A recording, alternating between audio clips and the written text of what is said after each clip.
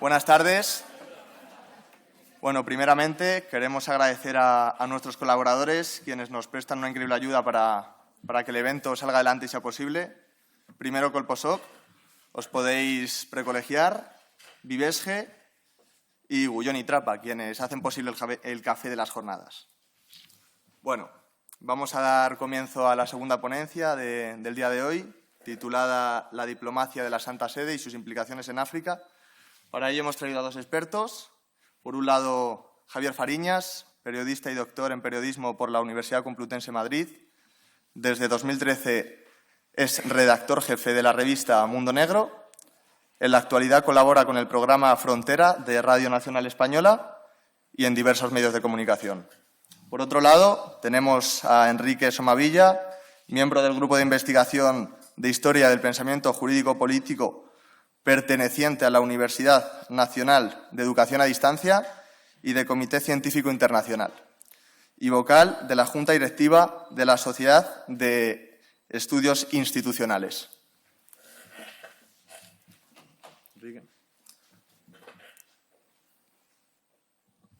Buenos días y muchas gracias, Diego, por la presentación. También a felicitar a todo el grupo que organiza estas jornadas, que me parece que es de mucha importancia y, sobre todo, saliendo de alumnos. Esto no es fácil encontrarlo en muchos lugares y en muchas universidades, porque todo suele venir dirigido desde arriba y ya sabéis muchas veces que lo que viene de arriba pues se aparta un poco, no tiene tanta importancia, ¿no? Pero creo que en este caso pues vosotros reunís todos los elementos para que esto sea digno y que hayáis tenido ya 5 años por delante. Bueno, yo, sin más, voy a dar paso a mi intervención. No creo que me vaya del tiempo. Y cualquier cosa, yo admito también preguntas sobre la marcha, no hay ninguna dificultad. Pero vamos, siempre ya sabes que tendremos al final pues el planteamiento de errores y preguntas. Bien, ¿cómo se llama la ponencia o la charla, o como queréis llamar? Pues personalidad jurídica de la Santa Sede y la acción diplomática. El tema de la Santa Sede es muy heterogéneo, en muchas ocasiones se confunde. Ahora iremos viendo qué se entiende por cada uno de los conceptos para ubicar claramente los contenidos de cada uno de ellos, ¿no? Y creo que eso es realmente pues importante. No, ¿me paso aquí? ¿Por aquí? ¿O paso allí? Paso allí y ya está. Donde quieras.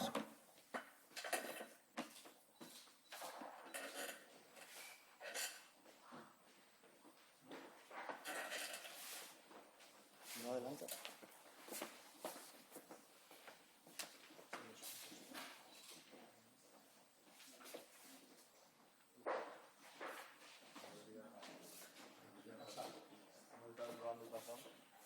Antes ha funcionado todo perfectamente.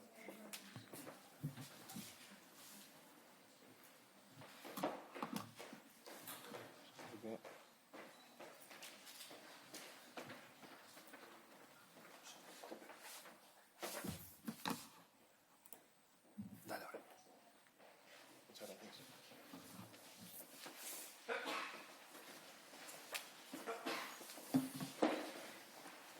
Bien, comenzaríamos entonces con el término de personalidad jurídica, como cualquier otra institución.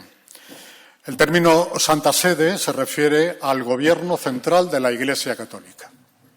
Luego vamos a ver qué es Iglesia Católica, qué es Santa Sede o qué es Ciudad del Vaticano. 3 conceptos, como decía al principio, que son muy recurrentes, a veces son o quieren ser sinónimos, pero uno y otro, y el tercero, son cosas totalmente diferentes. La Santa Sede tiene personalidad jurídica internacional, lo que le permite firmar tratados, enviar y recibir representantes diplomáticos y tener normas jurídicas de Estado. Si sabéis un poquito, supongo yo, recordar la historia del siglo XIX y XX, hasta 1870 existían los estados pontificios, que eran de la Iglesia o de la Santa Sede. Con la guerra franco-prusiana de 1870 Los franceses se retiran, cae Roma en poder de las tropas italianas y entonces la Santa Sede pierde los estados pontificios, es decir, el carácter, digamos, político de la misma. Pero mantiene lo que es ella en esencia, que es gobierno central de la Iglesia Católica. Existen embajadores por aquello de la jus legationis y jus ferendum, existen embajadores extranjeros que se acreditan ante la Santa Sede, que a su vez envía a sus representantes diplomáticos para mantener relaciones diplomáticas bilaterales y multilaterales con los distintos países o instituciones. A esto se los denomina nuncios apostólicos, así como cualquier Estado, cuando mantiene unas relaciones diplomáticas, nombra a un embajador ante ese país y el otro país acredita también ante el nuestro, pues en el caso de la Santa Sede se llaman nuncios apostólicos.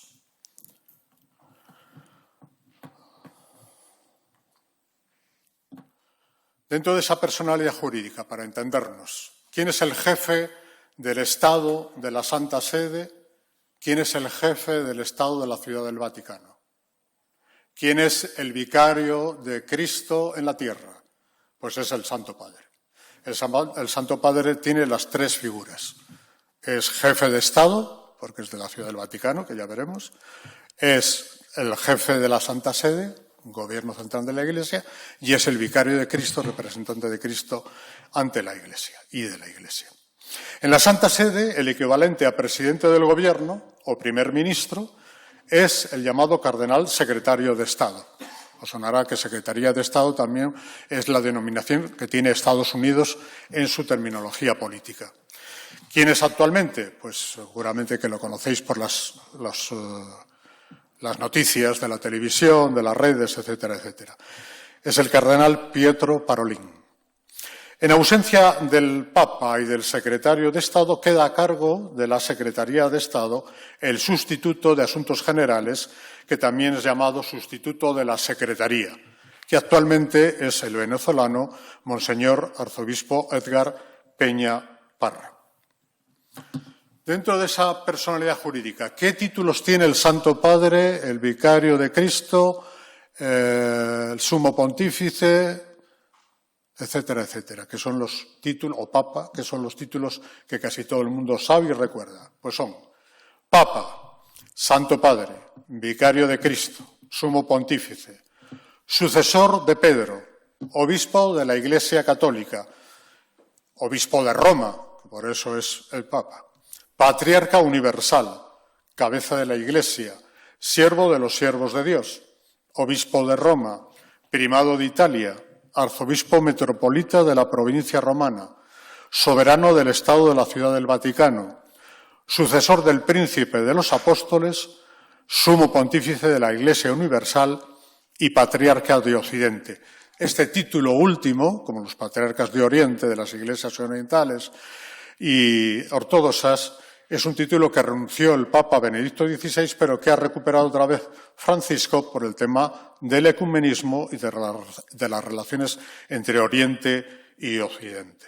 Ahí tenéis la fotografía, en este caso, del Papa Pío XI, 1922-1939, que le tocó pues, los inicios, la firma de los tratados lateranenses, que luego también veremos.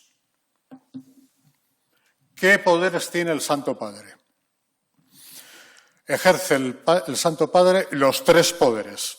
¿Por qué? Porque se rige como una monarquía absoluta y de carácter electivo. Es el único caso en el mundo en que un país, una sociedad, si queréis, un Estado, que es un poco la definición, que será el Estado Ciudad del Vaticano, como una monarquía, es absoluto pontífice, y es de carácter electivo.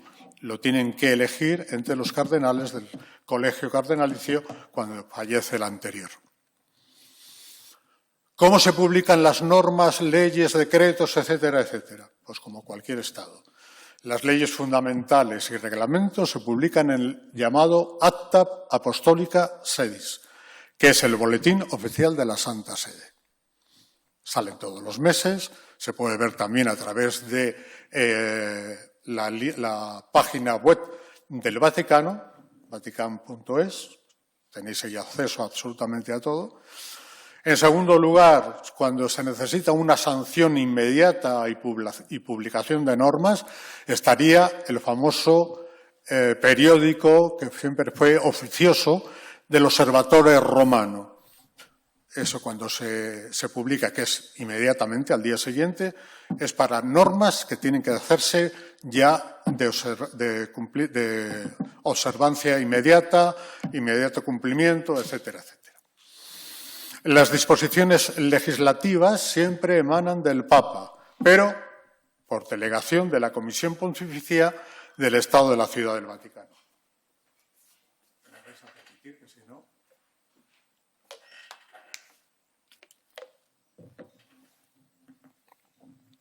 El Poder Ejecutivo. En lo que se refiere a la administración del Estado de la Ciudad del Vaticano, lo ejerce el presidente del gobernatorato. Ahí veis la fotografía, el presidente del gobernatorato, que normalmente, como todos los puestos de los dicasterios, están presididos por arzobispos o cardenales, dependiendo de qué poder ejecutivo estemos hablando. En este caso, el presidente es el arzobispo Fernando Vérguez Alzaga, es legionario de Cristo y es español.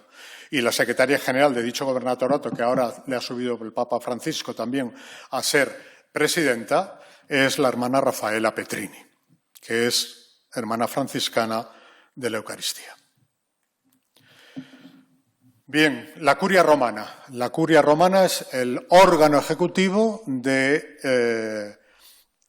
del gobierno de la Santa Sede y, por tanto, de la Iglesia Católica. Es decir, la Iglesia Católica se vale de la Santa Sede y la Santa Sede se vale, a su vez, de la personalidad jurídica de la Curia Romana, que es el conjunto de dicasterios que conforman el poder efectivo. Está compuesta ¿por qué? Por un grupo de instituciones llamadas dicasterios. Antes se llamaban congregaciones. Con la nueva normativa de la Constitución Apostólica Predicata Evangelium, entonces se pasan a denominar dicasterios. Todos estos están presididos por un cardenal prefecto y un secretario, que suele ser un arzobispo, obispo o un religioso o una persona seglar, y están todos bajo la dirección del Papa, que ejercen funciones legislativas, ejecutivas y judiciales, los tres poderes de cualquier Estado.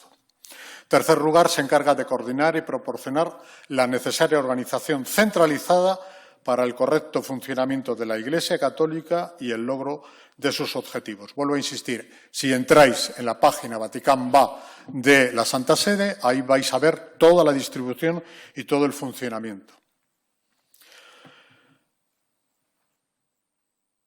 Antes decíamos que había, y lo hemos estado diciendo, tres aspectos, o si queréis, tres conceptos que son fundamentales para entender todo esto. Por una parte, la Santa Sede, que es el gobierno central de la Iglesia Católica, al frente del cual está el Santo Padre, que cuenta con la ayuda de la Curia Romana, los dicasterios y los demás organismos pontificios. Eso es Santa Sede, no otra cosa. El Estado de la Ciudad del Vaticano, que también se habla muchísimas veces el Vaticano y se confunden. Con alrededor de medio kilómetro cuadrado de superficie, es más pequeño que ¿cómo se llama este? El Retiro, es decir, no me sale la palabra, ¿sabéis a lo que me refiero, no? El Retiro, el Parque, no me salía el nombre. El Parque del Retiro, es más pequeño que el Parque del Retiro. Es el lugar donde el Papa ejerce su misión petrina, es decir, su pontificado, el ser Papa, es decir, el gobierno de la Iglesia Católica, independientemente de todo, cualquier poder político. Es decir, la base fundamental de tener al menos un territorio físico es para que el Papa no dependa de ningún poder político de este mundo. La Iglesia Católica está sustentada por el Colegio de los 12, cuya cabeza es Pedro, y sobre esta piedra edificaré mi iglesia, y las fuerzas del mal no prevalecerán sobre ella. Por tanto, es otra cosa distinta. Para si queréis, para andar por casa, ¿quién es la Iglesia Católica? Pues el conjunto de los cristianos o el conjunto de los creyentes en Cristo, los que creemos en Cristo. Eso es la Iglesia Católica, no es otra cosa. Entonces, estos tres aspectos creo que tienen que estar como muy claros para todos. Bien, ¿cómo se adquiere la ciudadanía vaticana? Porque muchas veces diréis, bueno, ¿y estos quiénes son ciudadanos, quiénes no son? ¿Cómo se hace uno? No está en el jus sanguinis, no nace nadie en la Ciudad del Vaticano, tampoco en el jus soli, es decir, tampoco por el lugar físico, que son el contorno de las murallas leoninas, es el jus officii, es decir, que es ser ciudadano solamente por un tiempo y el tiempo durante el cual se ejerce un oficio dado por la Santa Sede o dado por el Papa. Por ejemplo, los cardenales tienen todos ciudadanía vaticana, con pasaporte diplomático normalmente, para poderse mover con toda independencia. Terminada la misión, cesa dicha ciudadanía, es decir, un cardenal que ya pasa a ser emérito a partir de los 80 años, cesa también si tenía esa ciudadanía con ese pasaporte. Bien, hemos hablado de Iglesia, hemos hablado de Santa Sede y hemos hablado de Estado-Ciudad del Vaticano. ¿Y esto de dónde surge? Habíamos dicho antes que se habían perdido los estados pontificios en 1870. Pues los acuerdos lateranenses, el acuerdo de Letrán, es de 11 de febrero de 1929 y en su artículo 2 establece que Italia reconoce la soberanía de la Santa Sede en el campo internacional como atributo inherente de su naturaleza, de acuerdo con su tradición y las exigencias de la misión en el mundo. Esto está verificado, está realizado, está orientado fundamentalmente a que la Iglesia ejerza su misión. ¿Podría existir la Santa Sede y la Iglesia sin el Estado-Ciudad del Vaticano? Sí. Del año 70 al 29 funcionó sin Estado. Digo para que veáis algunas connotaciones, algunas cosas que a veces no se puedan a lo mejor entender muy fácilmente de primera marca. La personalidad se manifiesta ¿en qué? Lo hemos dicho antes, en el ejercicio legationis, es decir, el poder establecer relaciones diplomáticas, derecho de delegación activo y pasivo, es decir, recibir y dar. Es decir, anunciar o presentar un nuncio apostólico en un país y que ese país, a su vez, mantenga relaciones diplomáticas y nombre a un embajador de lo que se llama cerca de la Santa Sede. La terminología oficial, siempre cuando yo he oído que si alguien ha presentado cartas credenciales, normalmente se dice presentación de cartas credenciales ante tal, en Madrid o en donde sea. Cuando se habla de la Santa Sede es cerca de la Santa Sede, no es ante la Santa Sede ni nada. Ese es el término. Pues también porque ejerce de mediador o árbitro, lo hemos visto en muchas cosas que luego pasaremos a concretizar. En controversias internacionales, que es el jus federum. Participa en conferencias y organizaciones internacionales. ¿Por qué todo? Porque tiene personalidad jurídica internacional la Santa Sede. Ahí veis un mapa y esos son el perímetro total del Estado de la Ciudad del Vaticano. Ahí veis en rojo lo que es la Plaza de San Pedro, con la columnata de Bernini, y la Basílica. Todo lo demás está conformado por todas las entidades que conforman la Santa Sede o el Estado de la Ciudad del Vaticano, con los museos, las distintas entradas, etcétera, etcétera. Es un Estado de la comunidad internacional, como cualquier otro, formalmente reconocido con soberanía limitada por la Santa Sede, es decir, independiente de todo otro Estado y es considerado el Estado más pequeño del mundo, lo decíamos antes, por voluntad propia de Italia y de la Santa Sede que lo conformaron mediante el Tratado de los Pactos Lateranenses de 1929.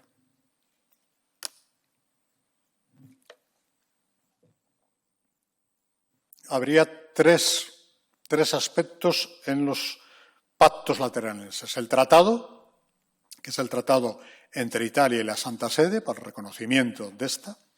La convención financiera, que es el aporte que tuvo que hacer Italia ante la pérdida de los Estados Pontificios desde el año 70 hasta 1929, y, en tercer lugar, un concordato entre Italia y la Santa Sede para regular las relaciones religiosas, por decirlo así, en ese momento con la monarquía de Mussolini, la monarquía de Víctor Manuel III y Víctor Manuel III y ¿qué iba a decir yo? Y bueno, y por otro lado Mussolini, que fue el que firmó. Entonces, estos son los límites del Estado. Después habrá otras zonas que se llaman extraterritoriales, como vamos a ver seguidamente, con unos cartelones bien grandes para que se vean. Esta corresponde al arreglo o la renovación del concordato entre Italia y la Santa Sede de 1984, sobre todo para adecuar la dimensión de libertad religiosa, que había sucedido ya en el Concilio Vaticano II en el 65. Y hubo que acomodar porque Italia reconocía solamente la religión católica. Evidentemente, después del año 65, el reconocimiento era para todas las confesiones y religiones y, por tanto, esto estaba de más. Entonces, se cambió completamente el sentido. Bien, objetivo de los pactos lateranenses: asegurar a la Santa Sede la absoluta y visible independencia, una soberanía indiscutible, incluso en el campo internacional, reconociendo la necesidad de constituir la ciudad o el Estado de la Ciudad del Vaticano con la modalidad particular. Es un caso muy particular, muy concreto y yo diría casi único dentro del contexto mundial. Reconociendo a la Santa Sede la plena propiedad y exclusiva y absoluta potestad de jurisdicción sobre ella. Quien dirige el Estado de la Ciudad del Vaticano es la Santa Sede, no la Iglesia. Porque muchas veces se dice la Iglesia tiene el Estado del Vaticano y tiene museos, tiene no sé qué. No, son cosas, antes lo hemos clarificado muy bien. Es la Santa Sede. De aquí entonces, vuelvo a insistir, con ese tratado de 9 de febrero del 29, se crea el Estado de la Ciudad del Vaticano como decisión conjunta de la Santa Sede e Italia. Lugares que son de la Santa Sede, pero no están dentro de esa frontera de las murallas leoninas. Pues están las demás basílicas mayores o basílicas pontificias, como es la Basílica de San Juan de Letrán, con su palacio añadido, adscrito, que es la primera figura que veis a la izquierda, vamos a la derecha, pero la de la izquierda. La siguiente es Santa María la Mayor. La tercera es San Pablo Extramuros y, en cuarto lugar, que lo habréis oído también nombrar muchas veces, el Palacio de Verano, el Palacio de Castel Gandolfo, donde fue a residir momentáneamente, si recordáis, cuando renunció el Papa Benedicto XVI. Todas estas zonas gozan de extraterritorialidad, que es otro concepto jurídico que me imagino que ya sabéis, ¿no? Es decir, que es como si fuese el mismo territorio de ese país, como si estuviera dentro de las murallas. Eso aparece fundamentalmente en los artículos 13 al 16. La Santa Sede ha mantenido relaciones diplomáticas desde el siglo IV. Luego, entonces, esto no es de ayer, siglo IV. Y en la actualidad es uno de los cuerpos más activos y extensos del mundo e imprescindible para entender y comprender la mediación en los conflictos internacionales. ¿Quiénes son los más antiguos? Pues eran los llamados apocrisiarios, que eran como delegados o legados pontificios que mandaba el Papa bien a un sínodo, bien a un concilio, bien a una reunión con el emperador. Estos son los primeros, digamos, que aparecen reconocidos como tales. A partir del siglo V y más claramente desde el siglo VIII es cuando los papas ya envían emisarios y representantes a las ceremonias civiles y a los actos religiosos de una manera ya constante, ya diríamos como fija. Como anécdota, ¿cuándo tenemos relaciones diplomáticas con la Santa Sede de España? pues a partir de 1480 y tantos empieza a haber ya relaciones temporales. Se nombra un embajador ante la Santa Sede y también Roma, o la Santa, porque en ese momento era Roma, nombra un nuncio en el país, pues prácticamente con los reyes católicos. Ahí es donde dirimen la situación. En concreto, 1499-1501 se hace cargo de la embajada Lorenzo Suárez Figueroa. Le sigue Francisco de Rojas, a partir de 1501 a 1505, durante los pontificados que veis ahí de Alejandro VI, Pío III y Julio II. Y le seguirá del 5 al 7, pues Antonio de Acuña. Lo digo porque muchas veces esto no se sabe. Se cree que a lo mejor los embajadores son de ayer o los nuncios los crearon el año pasado. No, esto es muy antiguo. Es, en definitiva, el primer Estado, si queréis, o nación, o como queréis llamar, o ente religioso que mantiene relaciones diplomáticas. Insisto, el primer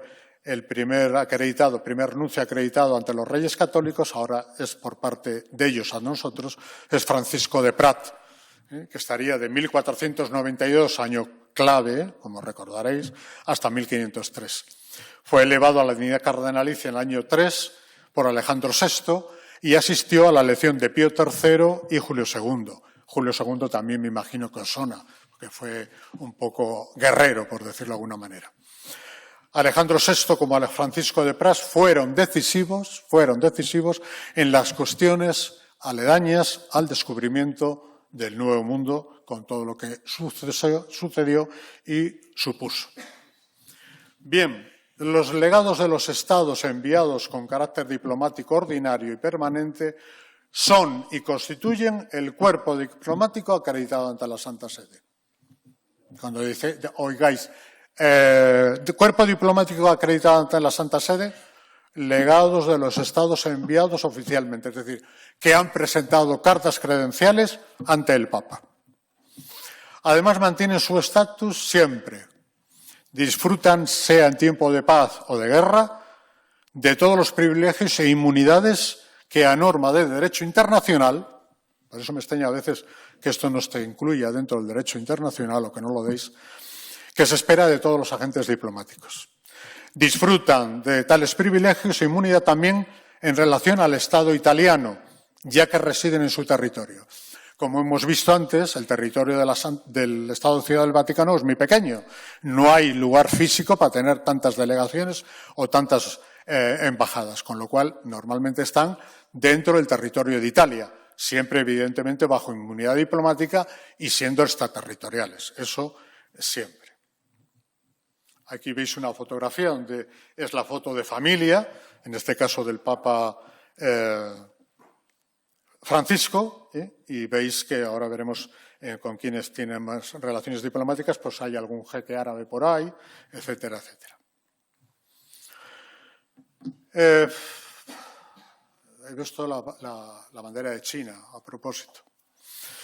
El protocolo diplomático necesita de un entorno comunicativo, comunicación, diálogo. Este es el tema fundamental y exigente, que se consigue con la recepción protocolaria y se desarrolla también para la evolución de los cauces previstos ya de antemano. Con el diálogo, el respeto común entre las partes, se llega a todas partes. Cuando no se respeta el diálogo, cuando no se respeta al otro, va a ser muy difícil. Y lo vamos a ver ahora con casos prácticos. Por tanto, la comunicación es uno de los elementos más imprescindibles de toda labor diplomática. En el mundo la diplomacia se ha requerido siempre con una elaboración de un código para las comunicaciones que sea común, además de un lenguaje con estructuras propias y significados auténticos. Y, por último, la interpretación de palabras, acciones y símbolos. Hoy en día, la sociedad internacional, compuesta por un sinnúmero de sociedades agrupadas como estados, mantienen plena igualdad, plena soberanía y total independencia. Tres características de los estados.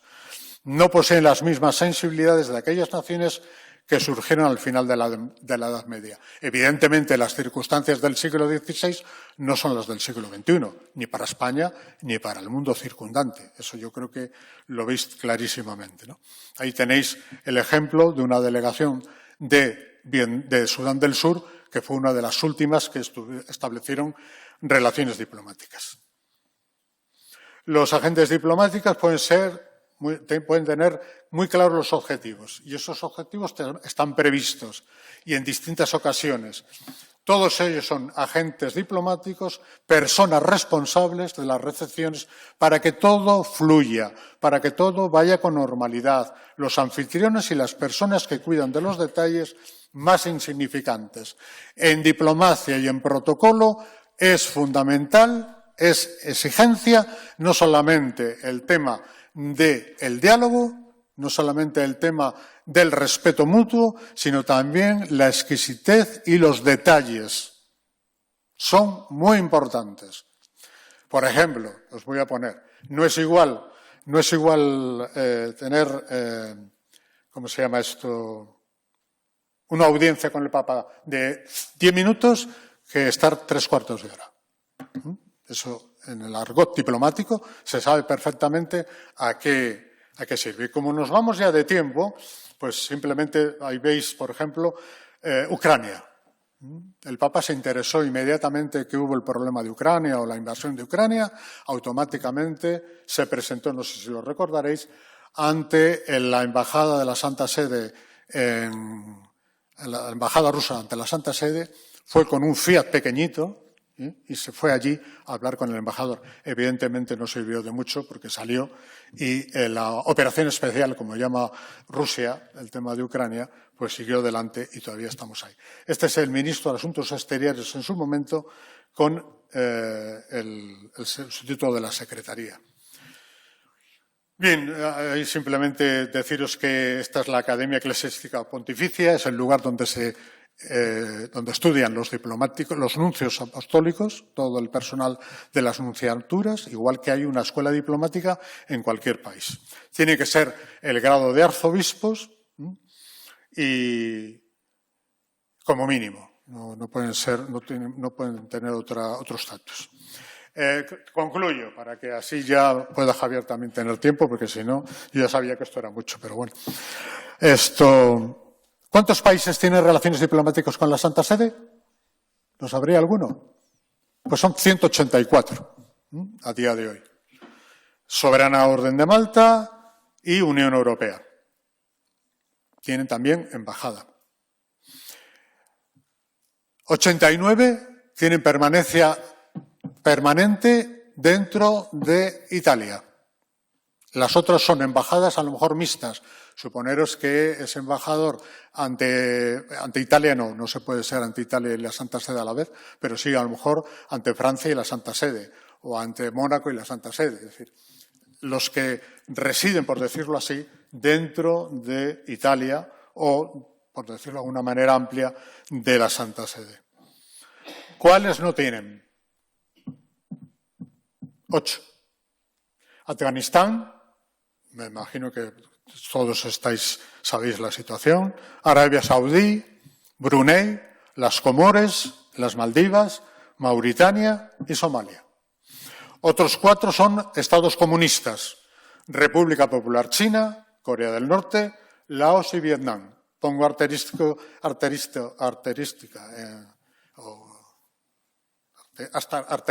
en China y en Vietnam porque mantienen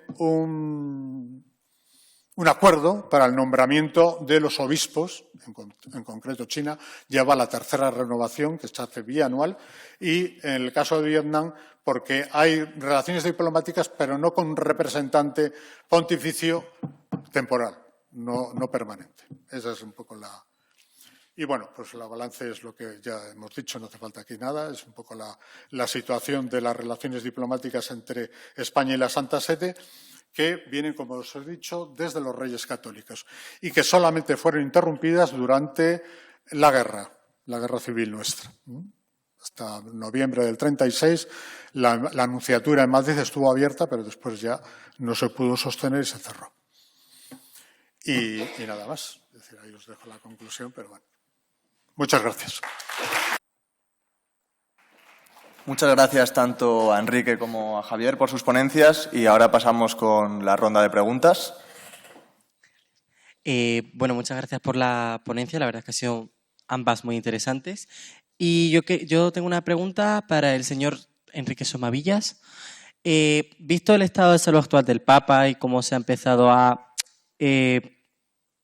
debatir sobre posibles sucesiones, hemos visto yo por lo menos he visto tres alas más claras dentro de lo que es la Santa Sede, una más moderada, otra más progresista y digamos que con la que más cardenales candidatos cuenta, que es como el ala conservadora. Desde su punto de vista, a nivel de que se haya informado o que haya estado viendo, ¿cuál crees que podría ser la más factible ahora mismo para ser el siguiente papa? El candidato, por ejemplo, me parece que uno que era de origen filipino es el progresista, luego hay alguno que otro también europeo, conservador, y luego está el que se dice, no, el primer papa negro, que no africano ya ha habido, pero negro como tal, que es como súper ultra conservador, como lo entendemos nosotros aquí en Europa. Entonces, ¿cuál cree que sería ahora mismo? Pues mira, lo más probable tal es este o el otro. Eso, básicamente. Muchas gracias.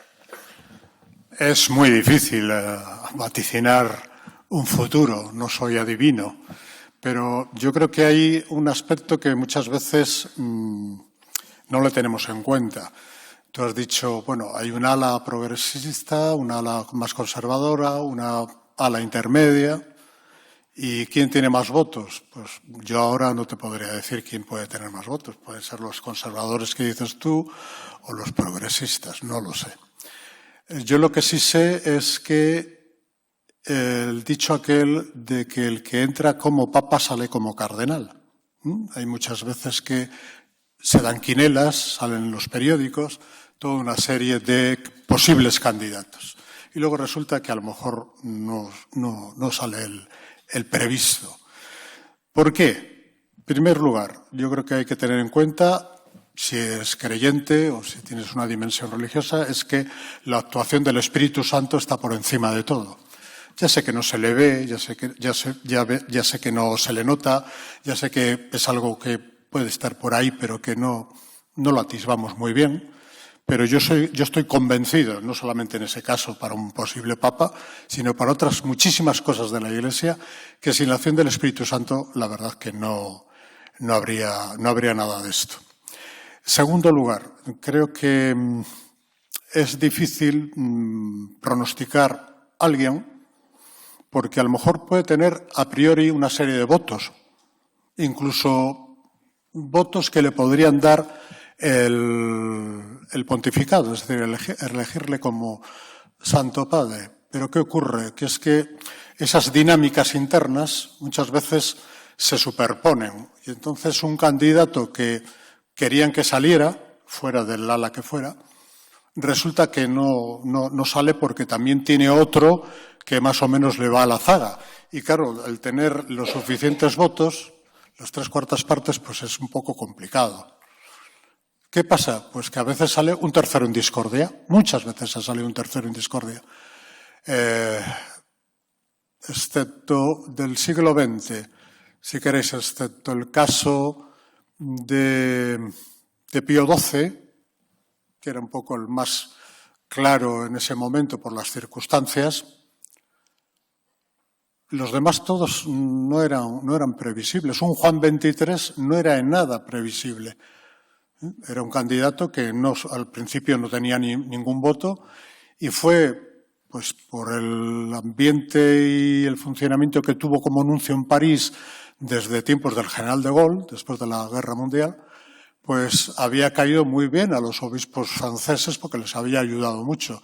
Y fueron los obispos franceses los que metieron ahí baza y volcaron totalmente la votación, que también iba en esos términos, como dices tú, de uno más o menos conservador, que era el que tenía las de ganar, pues resultó que se quedó como te decía, entraba de papa pero salía de cardenal. Por lo tanto, es muy difícil aventurarte. Yo no te podría decir hoy nadie.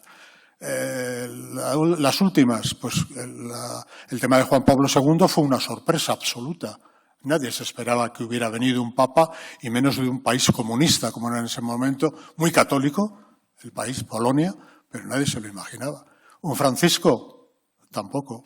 Un Benedicto XVI, que le habían puesto tibio al pobre hombre cuando fue prefecto para la Congregación de la Fe, le pusieron tibio, le pusieron muy mal. ¿Quién iba a decir que iba a salir como Benedicto XVI en 3 votaciones o 4? Fueron muy rápidas. Pues nadie. Por tanto, no te puedo aventurar. Gracias.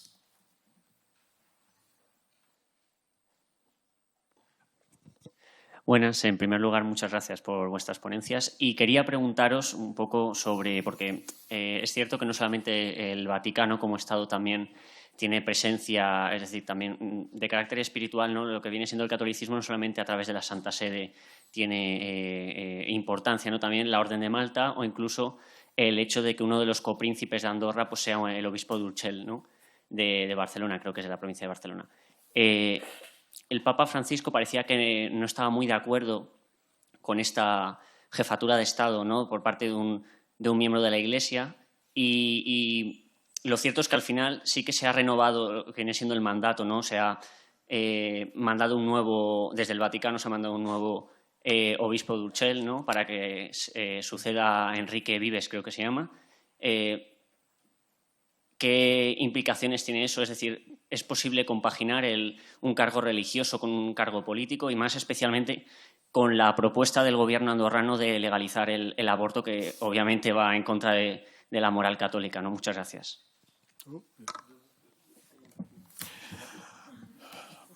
Bueno,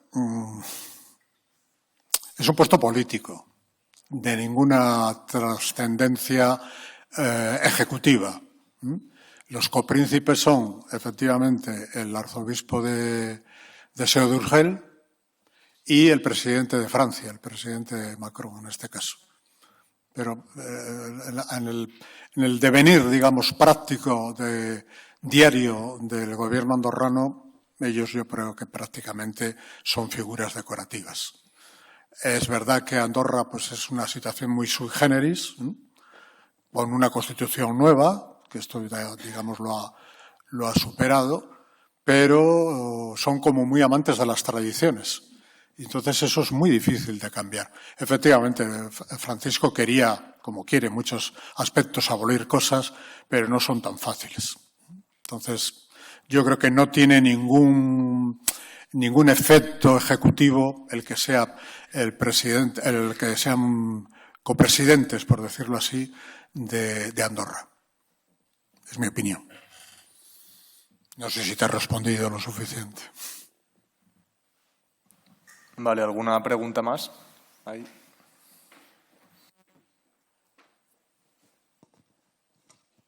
Muchas gracias por la ponencia. Yo quería preguntar qué perspectiva tienen de hasta qué punto las ideas políticas que pueda tener el Santo Padre en cada momento pueden influir la política del Vaticano. Por ejemplo, el Papa Francisco está muy centrado sobre todo en las migraciones, en el cambio climático, pero, por ejemplo, Benedicto estaba más centrado en la pérdida, digamos, de una moral objetiva en Europa, y, por ejemplo, Juan Pablo II era muy crítico del socialismo y de sistemas anticapitalistas. Tienen, digamos, enfoques bastante diferentes, todos dentro de la doctrina católica, pero ¿hasta qué punto puede, me refiero, influir la política exterior del Vaticano? Me imagino que soy yo también. Vamos a ver. Tú eres tú y no te vas a definir solamente por lo que vayas a hacer, lo que seas en un futuro, ¿no? Tú tendrás tu propio pensamiento, tu propia ideología, tus propios principios, etcétera, etcétera. Cada papa o cada persona tiene los suyos. El Papa Juan Pablo II, por poner un ejemplo, los mismos que has puesto tú, pues viene de un país del este, comunista, supercatólico, donde la Iglesia estaba perseguida, aunque era el único país en el cual se mantenían las formas. Es decir, todo clérigo iba vestido de clérigo por la calle, es decir, de cura, de religioso o de obispo. Era exactamente igual, cosa que en ningún otro país comunista se aceptaba. ¿Por qué desarrolla toda esa, digamos, ideología, pensamiento anticapitalista, por llamarlo de alguna, perdón, anticomunista? Pues porque lo ha vivido. Él vive la situación de joven con el nazismo y después con el comunismo durante 30 y tantos años, con lo cual el pozo le tiene. ¿Eso va a influir directamente en la política exterior, como dices tú, de la Santa Sede? Yo creo que no. Segundo caso, el de Benedicto. Benedicto es un papa alemán, es un hombre de gabinete, de estudio, muy profundo, un hombre que prácticamente pasa muy poquito tiempo de arzobispo de Múnich, porque inmediatamente Juan Pablo II se le lleva a la curia. No era un hombre de curia, pero tampoco era un hombre pastoralista. Un hombre de estudio, de universidad. ¿Qué ideología tiene? Pues bueno, le acusaron que había sido nazi, porque como le habían reclutado con 16 años, que reclutaban a todo hijo de vecino, los nazis, pues entonces era nazi. No, era una personalidad muy alemana, muy de estudio, y eso le influye. ¿Influye después en la política exterior que desarrolla su pontificado de la Santa Sede? Yo creo que tampoco. Yo creo que tampoco. Se mantuvo él como él era. Él no cambió. Y el otro tampoco. Francisco se le ha acusado de muchísimas cosas.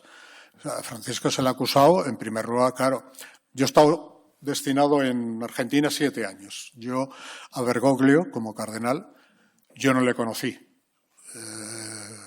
Él entró en Buenos Aires como auxiliar en el 92, yo regresé en el 91. A mí me había tocado toda la salida de la guerra hasta el 91. Y entonces se le acusa, y lo habréis oído muchas veces, decir que es un papa peronista. El peronismo en Argentina es una cosa tan amplia, que hay desde la extrema derecha hasta la extrema izquierda. Así que ya, a ver qué clase de peronismo es, en primer lugar. Segundo lugar, yo creo que ha puesto en mucha énfasis algo que es propio de la Iglesia. Buscar la necesidad del pobre, del necesitado, del refugiado, del... ¿cómo se llama este? Lo has dicho el último, los migrantes, etcétera, etcétera. Pero eso es doctrina de la Iglesia pura y dura. Otra cosa es que nosotros nos fijemos en la Iglesia en cosas externas o en cosas que a lo mejor dicen y dejamos a la esencia, y la esencia es esa. La esencia de la Iglesia es esa. Buscar al necesitado, dar ayuda al pobre, al refugiado. Probablemente en toda, si queréis, en este último siglo, el siglo XX, la acción diplomática de la Santa Sede, por ejemplo, para parar todo el tipo de guerras, ha sido siempre una labor muy por debajo, muy subterránea. ¿Por qué? Porque directamente no se conseguía absolutamente nada. Ahí tenemos al Papa Benedicto XV, el pobre Benedicto XV, que tuvo que aguantar 14-22 la Primera Guerra Mundial. Y no le hicieron ni puñetero caso, por no deciros otra palabra, ni puñetero caso. Y ya es un hombre que, si veis todos los discursos, constantemente el tema de la paz, el tema de los refugiados, el tema de los desplazados, ni caso. Viene Pío XII con la Segunda Guerra Mundial y hasta el mismo 24-26 de agosto, antes del 1 de septiembre, de saberse que iba a haber el inicio de hostilidades, él trata de parar la guerra con aquel famoso discurso. Y no se consigue absolutamente nada. Y si queréis el más reciente, el caso de Francisco, yo os lo ponía ahí un poco de refilón, se presenta inmediatamente ante la Embajada de Rusia, ante la Santa Sede. Y va, no de una manera superoficial, con un coche ahí despampanante, como normalmente como un jefe de Estado tendría que ir. No, va con un Fiat 500, pequeñito, le llevan y sale con los brazos vacíos, no consigue. continuamente se está hablando de ese tema. Se ha hablado en otros momentos de Sudán del Sur, que también medió entre ambas partes. El tema de Gaza. Es decir, ¿qué hace la Iglesia? La Iglesia aguanta, ayuda, etcétera, etcétera. Y la Santa Sede lo que hace es diplomacia a través de lo que ha dicho antes Carlos, muy bien dicho. No solamente es el alto standing de las embajadas y las nunciaturas, es también todos los religiosos, todas las parroquias, todos los servicios caritativos, todo, absolutamente todo está al servicio de eso. ¿Qué más podemos hacer? ¿Preguntará alguno? Pues no lo sé. A lo mejor tendríamos que preguntarnos qué hacemos cada uno de nosotros.